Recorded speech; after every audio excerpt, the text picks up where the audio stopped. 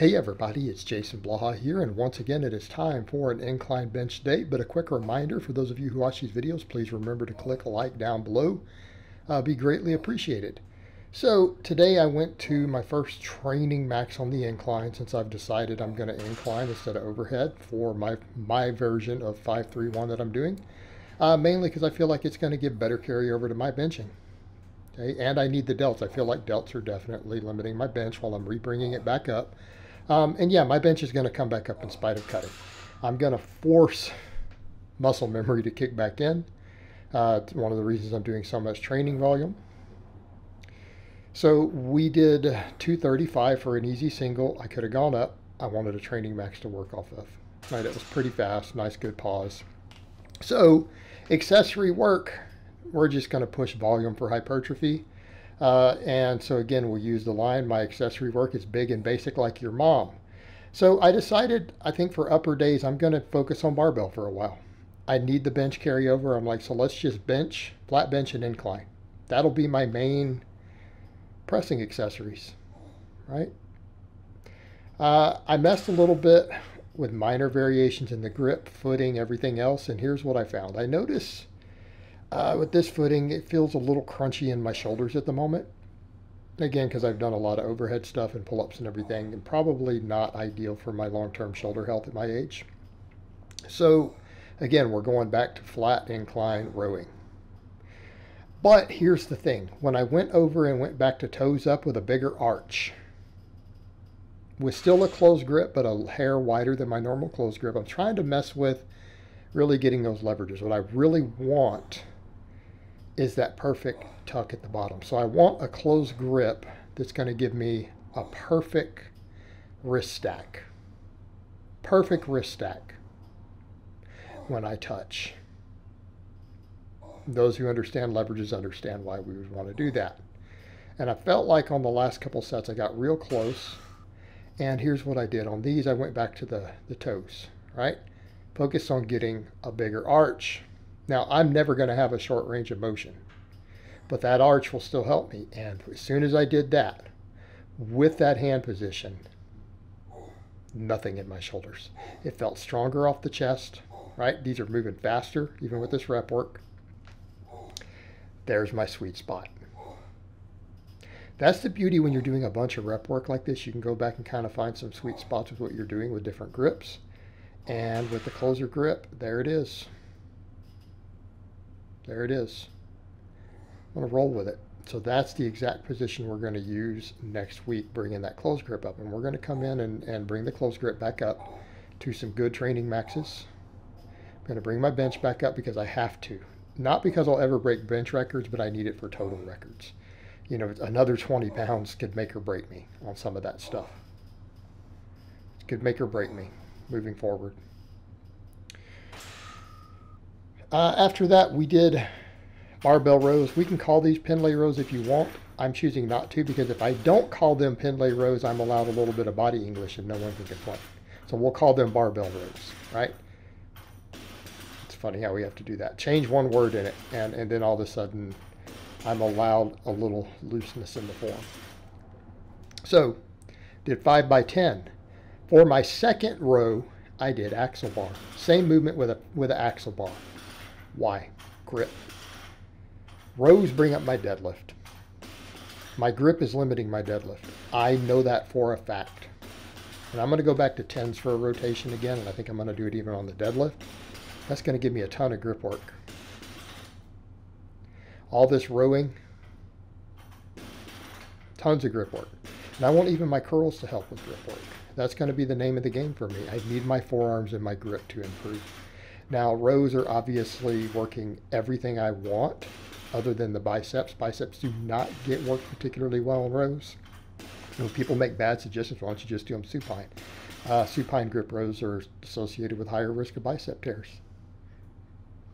Right? They're just not that safe of an exercise. I experimented with them a bit. I have no other coaches who have. They're stronger athletes get bicep tears too easy. It's not worth it. Let's do some curls. We'll discuss those a little further in. But again, 225, tried to keep these pretty strict. Did a 5 by 10. Again, working on my forearms, brachialis, all of that though. Good grip training. but mainly we're getting lats and upper back, and even side delts and everything. You know, people will go, well, is everything being worked? Everything's being worked. What are you guys talking about? Let me make this clear. Side delts are worked by rows. Anyone who doesn't know that doesn't know basic physiology or look at research. I'm doing 20 sets of rows a week. And we could say incline only mildly hits the side delt. Okay, fair enough. Still hits it. But the rows hit it. My side delts are getting work. You know what? I can always throw in a few face pulls later if I want. Which no one debates its ability to grow the side or rear delt. But minor points. My entire upper body got pretty close to maximum recoverable volume today. Now, I was going to say my triceps are getting a ton of work because all this closer grip pressing. So I don't want to do a bunch of extensions and things. I don't think it's warranted. Again, I need to worry about elbow health, but we'll get to the end and explain what we did instead. Again, something I've done in the past, not that long ago, even on camera. So incline, same thing, trying to get a nice good pause. I'm just working with 60% of that training max for sets of 10. Now I only did 4 sets. I was thinking of doing 5 sets, but it's like, look, I got 10 sets of pressing today. I get 2 pressing days every week. If we're going to count those work sets, that's a lot of volume, guys. I don't know that I need 10 full sets of supplemental. I think 9 is good. What I will say, though, I notice I feel a little more chest on these than I do on the flat bench, interestingly enough. I mean, we would think of a 45-degree incline like this as a delt exercise, but I really did feel the upper chest more. And again, I feel like this is going to carry over really well to my close grip maxes. Again, just due to building the muscle. But I mean, let's keep it basic here. Let's just actually do high volume benching, high volume incline, and then build the whole upper back. Build the arms. Build these things up. So it's going to get my bench up. I'm just going to have to hypertrophy and re-thicken my upper body further in the right places. We're going to get the 405 bench, and I'm going to do it at 198. It probably won't happen next year. That one won't, but I don't need it to. Realistically, I need my close grip to get back where it was. To be at the competitive level I need to be at, I pretty much need a 350 close grip at some point next year. Meet legal.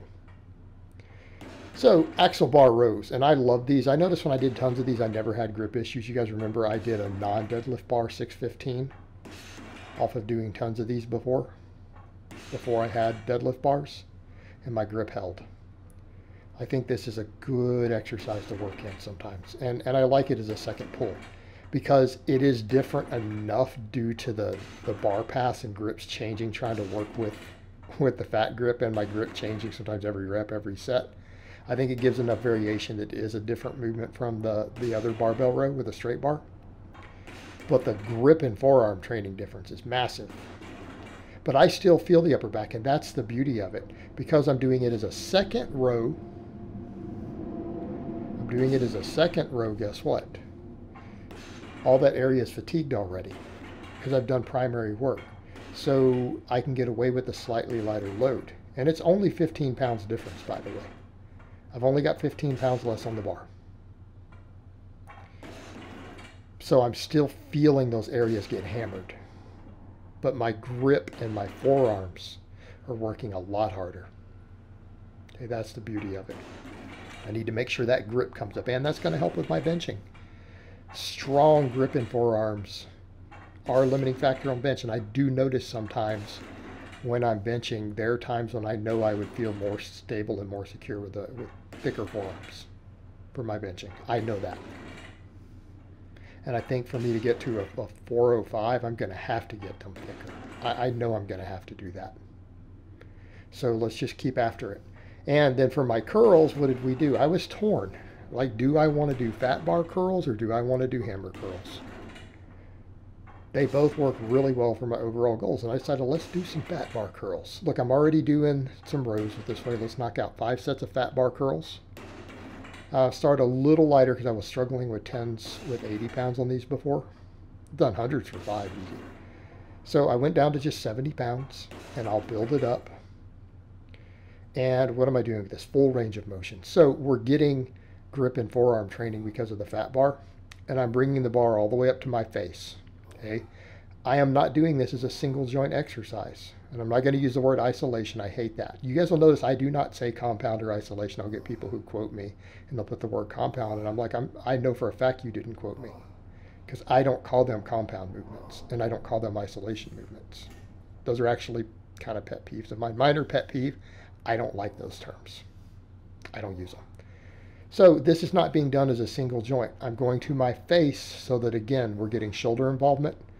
We're getting full range of motion of the bicep.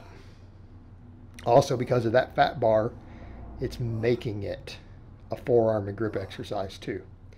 So I'm taking a curl and making it multifaceted. This is a good overall arm developer, not just a bicep developer, right? We're getting multiple performance elements out of it. That way I can justify doing 5 sets of it. Because otherwise you look at that and go, it's just silly fluff. Plus, single joint exercises cause inflammation. Everyone who's hurt, you know, I see all these people are like, oh, lifting heavy or big movements are going to hurt you. I'm like, really? I think single joint exercises destroy your tendons faster than big movements do, than lifting heavy. That's my opinion, based upon my observation. They really do. And stop and think about it. That's really what beats up tendons and causes inflammation. So in this case, I'm not doing it as one. I'm trying to make it a bigger movement. And successfully doing so. I feel like this is a good way to do it, especially using that fat bar, because it makes it a serious forearm exercise on top of working the bicep and brachialis and everything. And again, going all the way up and still keeping it a load on it. Notice I'm not curling my hands back and letting it come under. It's hard at the top still on the bicep. Letting those wrists trail. That's also how you keep from getting certain inflammation and cramps. And then I finished off with a set of band press downs. Okay, this is what I'm going to do. I feel like actually there's a lot of tricep work with all that pressing. So it's like if we start adding an extension in on top of that, we might actually inflame the tendons. Bands don't do that. Bands help with tendon health. Now, did I do exactly 100?